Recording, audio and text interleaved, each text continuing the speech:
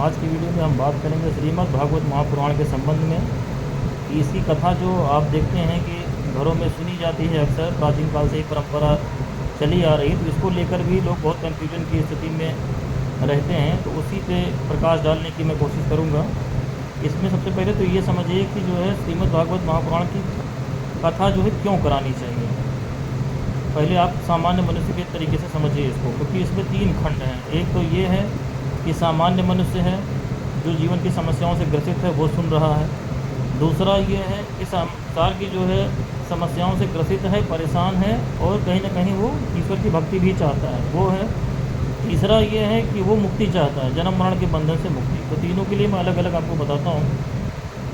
जो सामान्य गृहस्थ हैं वो कथा सुन रहे हैं, तो उनको क्यों सुनना चाहिए।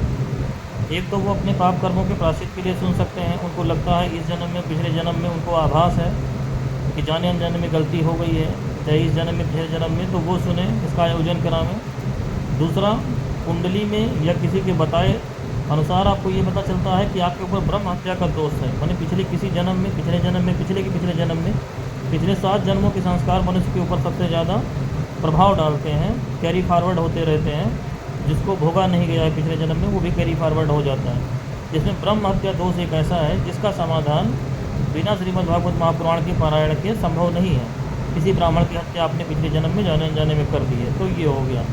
घर का कोई भी वास्तु दोष हो, भूमि दोष हो, जैसे कहते हैं कि भूमि सो गई है, चल नहीं रही, जब से इस मकान में आए हैं तब से परेशान है, उस घर में किसी की उन्नति नहीं हो रही है। कोई भी पितृदोष है, आपके पितृदोष का निवारण गया जी जाकर के भी नहीं हो पा रहा है, वहाँ पे जाकर के किया, लेकिन तब भी पितृदोष से मुक्ति नहीं हो पा रही। भीषण से भीषण पितृदोष है जो ठीक नहीं हो रहा है, या घर में किसी भी कारण से उन्नति नहीं हो रही है, तबाही बर्बादी नहीं रुक रही, दुर्घटनाएं नहीं रुक रही हैं, ऐसे में कोई उपाय नहीं समझ में आता है, तो आप श्रीमद् भागवत महापुराण का पारायण कराएं। अब कथा कराने का किस ब्राह्मण से कराते हैं ये आपके ऊपर है, आपकी सामर्थ्य के ऊपर है। कथा कहने वाले 20,000 25,000 में भी कथा आपको सुना देंगे, जिसमें पूजा का सामान और ब्राह्मण लेकर के रहता है, और वो लाखों रुपए में भी सुनी जाती है। जो व्यवहारिक रूप से है उसमें यह है कि कथा के लिए 3 ब्राह्मणों की आवश्यकता होती है। एक तो आपका कथावाचक हो गया, जो कथा का सारांश आपको सुनाता है कि ये पूरा कथा जो है श्रीमद् भागवत महापुराण में, जैसे रामायण है कि जो है लिखा गया, उसको वाल्मीकि जी ने इतनी मोटी रामायण लिखी उन्होंने, तो वो पूरी रामायण कोई आपको नहीं सुनाता है। जैसे आप रामलीला देखते हैं गाँव में होती है कि 7 दिन में उसको 5 दिन में लोग पूरा करते हैं, उसमें पूरा सारांश दिखाते हैं भगवान का। ऐसे ही ये 7 दिनों में जो कथा कही जाती है कथावाचक के द्वारा, ये पूरा जो है श्रीमद् भागवत महापुराण का जो मुख्य चीज़ है वो सारांश सुनाते हैं। तो इसमें एक व्यक्ति होना चाहिए जो कथावाचक है, जो आपको आए हुए लोगों को आपको कथा सुना सके कि क्या हुआ पूरा, इसमें जो है इसका जिस्ट क्या है, सारांश क्या है। दूसरा व्यक्ति होना चाहिए जो 18,000 श्लोक हैं श्रीमद् भागवत महापुराण में 12 स्कंद में, उसको पढ़ दे 7 दिन में, यानी एक दिन में 3,000 से थोड़ा कम श्लोक उसको पढ़ना ही पड़ता है, तब जाके 18,000 श्लोक होंगे। तो सवेरे से लेकर शाम तक में उसको पूरा करना रहता है कि अपने हिसाब से ब्राह्मण लोग जानते हैं जिनकी संस्कृत में स्पीड अच्छी होती है, ये काम अपरिहार्य है, इसको होना ही होना है।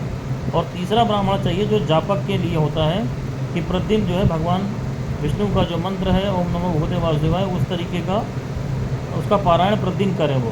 तो इसमें कोशिश तो यही करनी चाहिए कि 1.25 लाख मंत्रों का जप कर लेना चाहिए पूरे 7 दिन में, और उसी के अनुसार उसका दशांश हवन करना चाहिए। हवन में जो भगवान का मंत्र जपा गया है, इसका दशांश हवन करने के साथ साथ ही कम से कम 24 माला गायत्री का हवन करना चाहिए। तो 24 माला में वही विधान है कि ज़्यादा लोग बैठ जाएं और उसी हिसाब से आहुति डालें। जैसे 6 लोग बैठ गए तो 4 माला की आहुति हुई तो 24 हो गई, क्योंकि उसमें गायत्री मंत्र से हवन करना अनिवार्य है, ये भागवत में भी दिया हुआ है। तो ये इसका विधान है पूरा कराने का। अब इसमें जो है कुछ व्यवहारिक बातें, जो हवन सामग्री वगैरह, वो तो मैं नहीं बता रहा हूँ इसमें, क्योंकि वो तो उतना ब्राह्मण आपको बताएंगे ही। इसमें जो व्यवहारिक बातें जो लोग भूल जाते हैं वो ये है कि पहले तो भागवत में भागवत कथा से ज़्यादा जो है वो उनका अहंकार प्रबल हो जाता है कि जो है भागवत करा रहे हैं तो उनको अहंकार घेर लेता है कि मैं भागवत करा हूँ, जैसे बहुत बड़ा काम कर रहा हूँ, घूम घूम करके लोगों को बताने लगता है। ऐसा नहीं है, आपका काम ये है, आप जिस प्रयोजन से भी इसको करा रहे हैं, और ये भी ध्यान रखिए कि भागवत कराने भी एक ही प्रयोजन कोई आपका पूरा होगा, यानी आपके घर में ब्रह्म हत्या दोष भी है और पितृ दोष भी है, तो एक ही बार के आपने भागवत कराने से दोनों नहीं चले जाएंगे। जब भी भागवत कराएं तो आपको संकल्प करना पड़ेगा कि किस उद्देश्य से आप करा रहे हैं। घर में कोई समस्या है उसके निराकरण के लिए, ऐसा नहीं कि करा दिया तो सब कुछ खत्म हो जाएगा। अलग अलग समस्याओं के लिए फिर उतनी आवृत्तियों की आपको भागवत कराना पड़ सकता है घर में। अगर ब्रह्म हत्या दोष भी है, पितृ दोष भी है, भूमि दोष भी है, तो हर साल एक भागवत आप सुनिए, 6 महीने में सुनिए, किस तरीके से उसका विधान है। तो ये समझ लें कि इसका अहंकार नहीं करना चाहिए कि मैंने कराया और लोग नहीं करा पाए, ईश्वर की इच्छा हुई तभी आप करा पा रहे हो। तो पहले तो अहंकार को छोड़ दें। दूसरा, इसमें लाउड स्पीकर और ये डीजे वाला जो है जो कल्चर है ये पूरी तरीके से प्रतिबंधित है, क्योंकि जब ये सब चीज़ों का जन्म हुआ तब ये सब चीज़ें चलन में नहीं थी। ऐसा कोई भी काम आप ना करें जो हिंसात्मक हो। लोगों को आपको कथा सुनानी है या वहाँ बैठे लोगों तक आवाज़ पहुँच जाए, इतना ही एक सिंगल लाउड स्पीकर आप रखें, 1 से 2 रख लें, लेकिन इतना तेज़ उसका वॉल्यूम ना हो कि मोहल्ले में आप जहाँ इस कथा को सुना रहे हैं किसी को कष्ट पहुँचे। कोई ब्लड प्रेशर का मरीज़ हो, कोई न्यूरो का पेशेंट हो, किसी को और समस्या हो, किसी के घर में कोई ज़रूरी काम चल रहा हो, बच्चे पढ़ रहे हैं, उनका इम्तहान हो, तो ऐसा ना करें कि लाउड स्पीकर में पूरी ताकत झोंक दी आपने। कथा सुनने से ज़्यादा लोगों को सुनाने में आपका ध्यान लग गया। यही होता है 90% केसेस में, यही होता है। और उसमें नाच गाने पे जो है बहुत ज़्यादा लोग फोकस करते हैं। भागवत का जो सुनने का तरीका है उसमें जो है दिया गया है कि जो समय ब्राह्मणों के विश्राम करने का होता है, जो कथावाचक हैं या जापक हैं या जो उसको पढ़ रहे हैं, उस समय में आपको कीर्तन करना चाहिए। तो वो 24 घंटे के समय में 7 दिन में जो वो समय बचता है उसको निर्धारित कर लीजिए।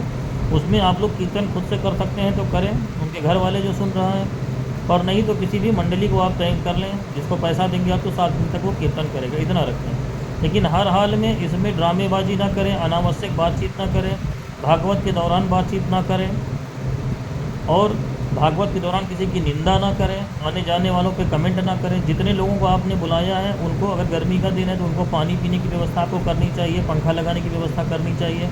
अगर ठंडक का दिन है तो उनके लिए चाय की व्यवस्था करनी चाहिए, बैठने की प्रॉपर व्यवस्था करनी चाहिए, कुर्सी जो आपकी हैसियत में है, ज़मीन पे बैठाना ज़मीन पे बैठाइए, लेकिन सम्मान आपको सबका करना पड़ेगा, क्योंकि प्रत्येक व्यक्ति जो वहाँ पे आ रहा है उसमें किसके रूप में भगवान आएंगे। भागवत की कथा चल रही होगी तो भगवान आएंगे ज़रूर, ये कोई जो है रटी रटाई बात नहीं है। जैसे रुद्राभिषेक में होता है कि अगर ढंग से आपने रुद्राभिषेक किया तो शिव पार्वती एक पति पत्नी के जोड़े में आएंगे। अगर आपने भंडारे का आयोजन किया है, सबको बुलाया है, तो उसी तरीके से भागवत की कथा में शुरू होने से लेकर के आखिरी में भंडारे तक भगवान आएंगे जरूर, और किसके रूप में आ जाएंगे ये आपको पता नहीं है। इसलिए प्रत्येक अतिथि को आप उसी दृष्टि से देखें। अगर आपने उसको बुलाया, वो आया है, तो एक आदमी इसी पे होना चाहिए, सबको देखना, सबका अतिथि सत्कार, नहीं तो ये आपका धरा का धरा रह जाएगा। तो कोई हिंसा न करें, किसी को कष्ट ना पहुँचाएं, सबका सम्मान करें। भंडारा करने के लिए अब कर्जा लेके भंडारा करने की ज़रूरत नहीं है। आपकी जो सामर्थ्य है, प्रतिदिन प्रसाद बांटने के बाद आपका जो सामर्थ्य है उसके अनुसार आप भंडारा करें। कोई पूड़ी सब्जी बांट सकता है, कोई खाली फल का भंडारा कर सकता है, जिसकी जो सामर्थ्य हो उसके अनुसार से करिए, दिखावे में इसमें नहीं पड़ना चाहिए। और समय सबसे ज़्यादा महत्वपूर्ण है कि आप उस समय पे कथा का आयोजन करें जब लोग अधिकतम संख्या में इसमें आ सके। सबकी सहूलियत देख लीजिए, आज के समय में सबको ऑफिस दफ्तर जाना है, घर का काम करना है, तो इसलिए शाम का समय उत्तम रहता है कि काफ़ी से ज़्यादा लोग आपके वहाँ आ सकें, इसको देख सकें, सुन सकें और सीख सकें। तो ये हो गया सांसारिक लोगों के लिए जिनको भागवत अपने वहाँ करानी है या करा रहे हैं या करा चुके हैं। अब दूसरा एक आता है इसमें कि जो लोग भक्ति भी चाहते हैं, भगवान के प्रति उनको प्रेम है, ऐसी कोई कामना नहीं है, तो उनको सिर्फ भागवत कथा कराने से काम नहीं चलेगा। क्योंकि जो भागवत कथा है वो 18,000 श्लोकों की है, तो वो 18,000 श्लोकों में क्या कहा गया है ये आपको पता होना चाहिए, और इसके लिए आपको उसको खुद से पढ़ना पड़ेगा। और पढ़ने का क्रम ये है कि आप इसको जो है हिंदी का आता है ट्रांसलेशन, उसको ले आइए घर में, इसका क्रम शुरू करिए, भगवान के मंदिर में जाकर के संकल्प करिए पहले कि ये निर्बाध रूप से कथा मैं आपकी कर रहा हूँ, अपने घर पे पढ़ना शुरू करता हूँ, जितनी जल्दी ये हो सकती है संपन्न हो जाए, और मैं इसका जो चढ़ावा आपका होगा श्री हरि विष्णु के मंदिर में 101 रुपये, 501 रुपये, जो आपकी सामर्थ्य हो। भगवान का जनेऊ है पीला, उनका पीला धोती वस्त्र है, केला है, पीला फल में मिठाई है, बेसन का लड्डू है, सब चीज़ें पीली होती हैं। ये निर्बाध रूप से मैं इसका पारायण पूरा कर ले जाऊँ तो आपके मंदिर में आपको चढ़ाऊँगा।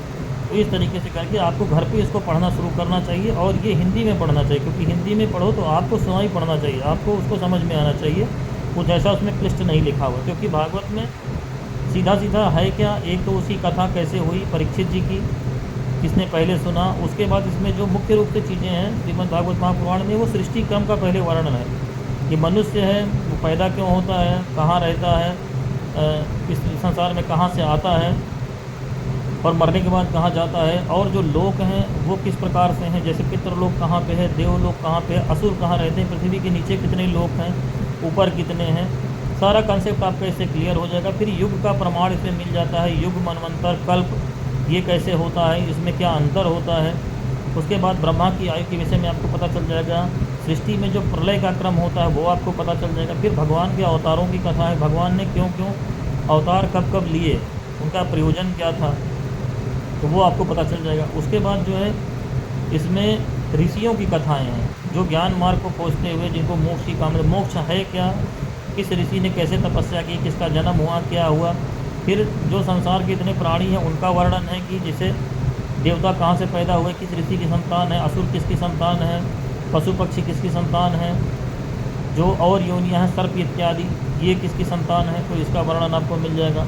भगवान का जो दसम स्कंद है श्रीमद् भागवत महापुराण का सबसे महत्वपूर्ण माना जाता है, क्योंकि वो भगवान कृष्ण को समर्पित है पूरी तरीके से और वो बहुत महत्वपूर्ण है। तो उसके विषय में मैक्सिमम लोग जानते ही होंगे जो कि देख चुके हैं टीवी पे, तो वो उसमें पूरा वर्णन है। और उसके बाद भगवान से जो उसके आगे की कथाओं में भगवान जब पृथ्वी से चले जाते हैं तो उसके बाद क्या होता है उसका वर्णन है। तो इस तरीके से इसमें पूरा सब कुछ सृष्टि क्रम, मतलब इसको आप पूरा अगर सुनेंगे ध्यान से तो आपके लिए फिर कोई चीज़ ऐसी नहीं रह जाएगी जो आपको कंफ्यूज करने वाली हो सृष्टि में, अगर आप इसको ध्यान से सुनते। तो जो लोग भक्ति मार्ग में करते हैं या जिसकी इतनी सामर्थ्य नहीं है कि वो भागवत करा सके घर पे, उसके लिए भी ये नियम लागू होता है।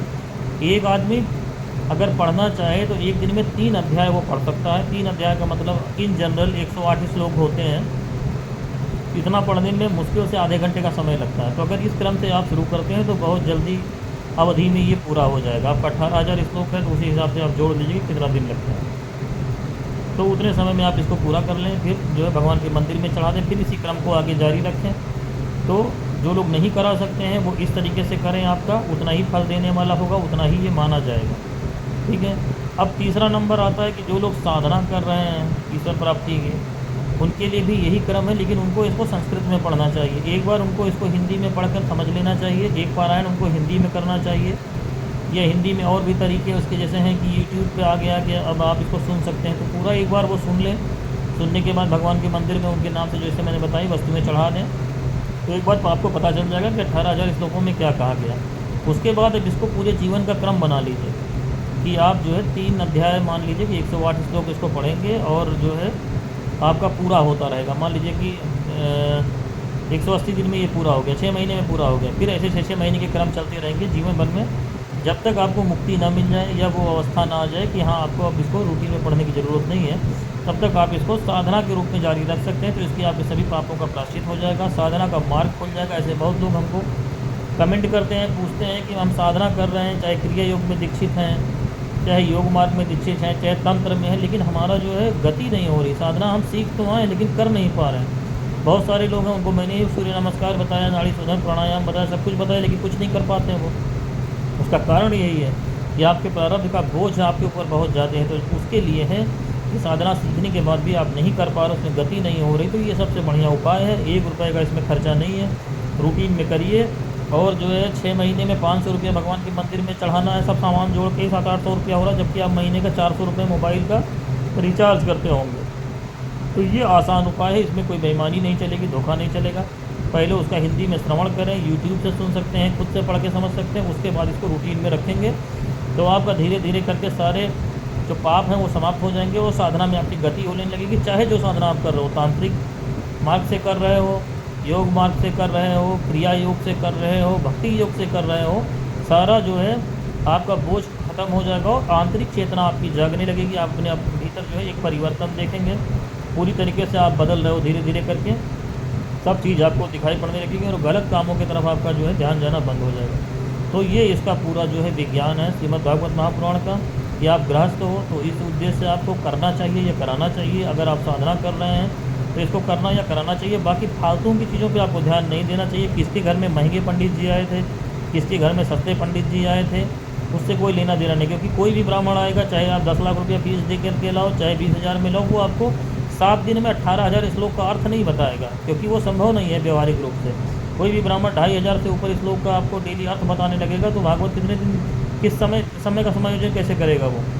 तो इसलिए वो जिस्ट ही बताएगा। तो आप उसको जो है सारांश उसका सुनिए और आपकी जो सामर्थ्य है उसके अनुसार करिए। और किसी के वहाँ भागवत अगर हो रहा हो तो हमेशा उसको सुनने जाइए। वहाँ 501 रुपया कम से कम हवन वाले दिन आपको चढ़ाना चाहिए। डेली जो आरती हो रही है उसको अटेंड करिए। उसमें जो आप चढ़ा सकते हैं 10 रुपये तो मिनिमम सामर्थ्य सबकी होती है, वो चढ़ाइए। तो इस तरीके से आपका भविष्य में संयोग भी बन जाएगा कि आप करा सकें उसको खुद से। किसी के घर भागवत हो तो वहाँ आकर के कमी ना निकालें, ये नहीं था, वो नहीं था, ये व्यवस्था नहीं थी, हमारा उनसे अच्छा था, फला जगह अच्छा था। आप वहाँ जाइए तो सिर्फ कथा जो सुनाई जा रही है वो सुनिए और भगवान से मतलब रखिए, अपने घर आ जाइए। बस इतना आप करेंगे तो आपकी राह भी आसान होगी, सारे मार्ग आपके खुल जाएंगे। और इस संसार में कोई ऐसा पाप नहीं है जन्म जन्मांतर का जो इस प्रयोग से नहीं हटेगा, या जीवन की ऐसी कोई समस्या नहीं, कुंडली का कोई भी दोष, मैंने कहा ब्रह्म हत्या दोष से बड़ा कोई दोष नहीं माना जाता है, वो भी इससे समाप्त हो जाता है। पितृ दोष हो, तंत्र मंत्र भूत प्रेत, दुनिया भर के जितने भी बवाल हैं सृष्टि में, सब कुछ खत्म हो जाता है इससे। तो इस पर अगाध श्रद्धा जिसकी होगी उसका निश्चय ही कल्याण होगा। किसी बकवास में पड़ने की ज़रूरत नहीं है कि आप शाकाहारी हैं कि मांसाहारी कि क्या खाते हैं, ये सबसे मतलब नहीं है। जितने दिन आपके घर में भागवत हो रही हो उतने समय आपको सात्विक भोजन बनाना चाहिए। कोशिश करना चाहिए कि बिना कच्चा लहसुन प्याज का, जो वैष्णव संप्रदाय की परंपरा है, वही भोजन बनाएं। किसी भी प्रकार का मादक द्रव्य, कोई तंबाकू गुटखा खैनी, इस तरह की कोई चीज़ घर का कोई सदस्य प्रयोग ना करें जब आप उसका पारायण करा रहे हैं। और अपना रूटीन में जो आप पढ़ रहे हैं उसके लिए कोई नियम लागू इस तरीके से नहीं होगा। तो मैं समझता हूँ इतनी जानकारी आपके लिए पर्याप्त है। बाकी कुछ पूछना हो तो पर्टिकुलर आप कमेंट में पूछ सकते हैं।